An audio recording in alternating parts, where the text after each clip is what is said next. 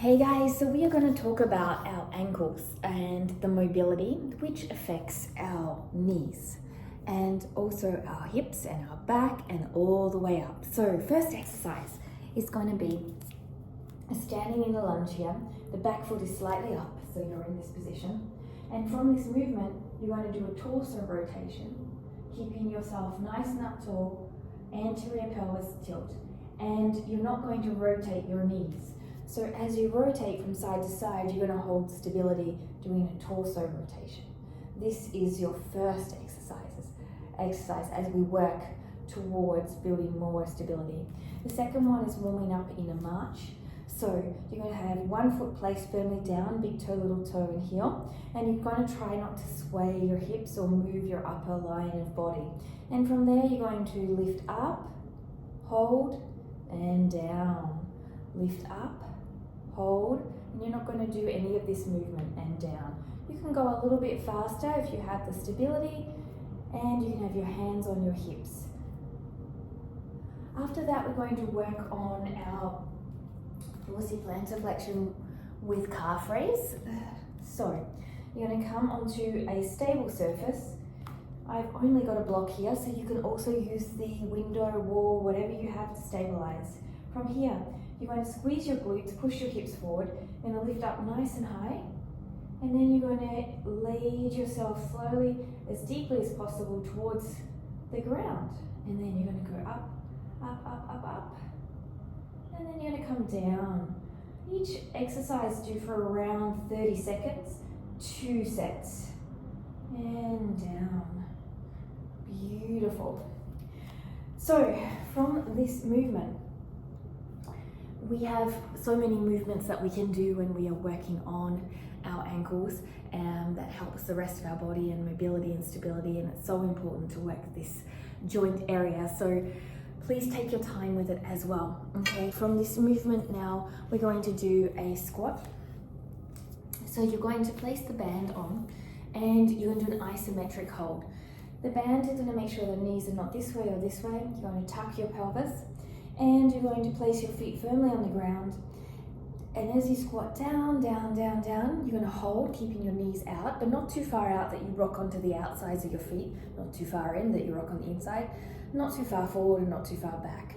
And then you're just going to hold here for as long as you can, keeping that traction on the glute muscles, squeezing your legs out, but your feet firmly planted. Oh, that's a nice burn. I just did 100 burpees this morning and I can tell you that I'm feeling that. So finally, we've got just a few more exercises. You're going to lie down and we're going to do a clamshell. Now the knees are going to be a little bit back and the elbow is going to be in line with the knees. The palm can be flat. You're going to push away from yourself here and you're going to lift up and push your hips forward.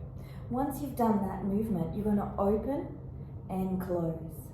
Open and close. So even though we're working into more the ankle, we have to also look at the glute muscles being active. So just so you can see, it's just as important as it all links in. So here is the setup. Then I'm going to lift up, and then I'm going to push forward, and then from there, open and closed. Head in neutral position, slight chin tuck. Remember, 30 seconds of each. You can use the other hand to support you. We're then going to work on a hip hinge. I have just from my curtains a little rod. You're going to hold one hand at the base of your tailbone, one hand at your upper neck, and this is going to connect to your mid-back. If you round too much, then you're not going to get that connection. This is great if you're into deadlifts. It's going to teach you how. So you're going to put one hand at the tailbone, one hand around the neck area, straight back, bend the knees, and you're going to hinge forward, keeping the back pressed into the rod, and come up. You're going to hinge forward and come up. So do it nice and slow and controlled as you do it. So squatting down slightly and hinge forward and come up. Now if I rounded, you would see this disconnection here. So I really need to make sure that I'm not rounding. I'm pushing my back in as I hinge forward. And that's going to help you to use and isolate your glutes. Again, 30 seconds of each. And now we have a little ankle inversion movement. So this is going to, you can sit on a chair if you wanted to. And so I'm going to place this band here around my ankle. Okay, and the rest of the band is going to go under this foot. Okay, so you're just going to firmly tie yourself up, all right? And you can just pull it as tight as you need to get the tension you need. Then your ankle is going to go down, as you can see, and my knee is going to keep pushing down as well. And then from there, what I'm trying to do is I'm trying to rotate this way and this way. So rotating up and then down. So you're bringing your ankle in towards you and then out, in towards you, and then slowly out. So you are really working the ankle strength and mobility as you do this. Now one side may not be as coordinated as the other, and that's okay. With doing this on a regular basis, it's going to make it a lot easier. And last but not least, if you have a wobble board, this would be the time to use it.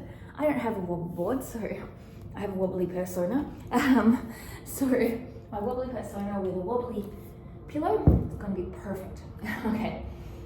So you could actually make this more difficult by folding the pillow, or for example, if I put the block, make sure I actually stand on the block. And from here, what we're doing is we're using this unstable surface to hold stability.